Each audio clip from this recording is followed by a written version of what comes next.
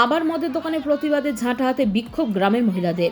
এই মদের দোকান করতে দেওয়া যাবে না, এই দাবি তুলে বিক্ষোভ দেখালেন মালদার ভূতনি শঙ্করটুলা এলাকার অবস্থিত ওই মদের দোকানের সামনে। সাথে পুলিশ প্রশাসনের বিরুদ্ধেও একরাশ ক্ষোভ গ্রামের মহিলাদের। কোনোভাবেই প্রশাসন গ্রামবাসীদের সহযোগিতা করছে না বলে অভিযোগ তুলেছেন। ঘটনায় মদের দোকানের সামনে তুমুল বিক্ষোভের সাথে ওই দোকান লক্ষ্য করে একের পর এক ইট পাটকেল ছুটতে থাকে। সিসিটিভি ক্যামেরা থেকে দোকানের একাংশ ক্ষতি করা হয় ইটের আঘাতে। ভূতনি থানা পুলিশ বাহিনী পরিস্থিতি সামাল দেয়।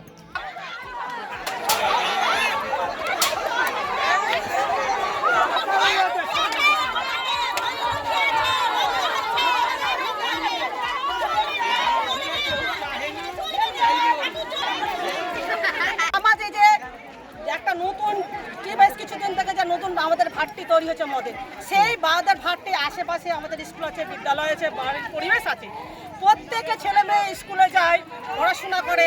আর প্রথমে ইস্তফা করছে আমাদের মদের ভাট্টি। তো প্রথম বাচ্চা মদের ভাট্টিতে লক্ষ্য করবে, তারা যে বিদ্যার্থীকে লক্ষ্য করবে, কোনোদিন লক্ষ্য করবে না।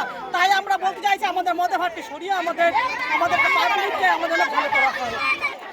প্রশাসনের কিছু টাকা খাইয়েছে, কিছু সমাজের লোককেও কিছু টাকা খাইয়ে ওরা নিজের হাতে করে রেখেছে। আমরা আজকে বলতে চাই যে আমাদের এই দারু ভাট্টি বন্ধ করে আমাদের সমাজে সুপ্রতিষ্ঠা করা যায়। আমরা এখন চেষ্টা করিনি, কিন্তু বেশি বাড়াবাড়ি করলে আমরা ভাঙচুরও করতে পারবো। ভেঙে দেবেন? পুলিশ এখন খুব কম দায়িত্বে আছে না, পুলিশের প্রতি কিছু ব্যবস্থা করা হবে। Bureau news Bangla Times.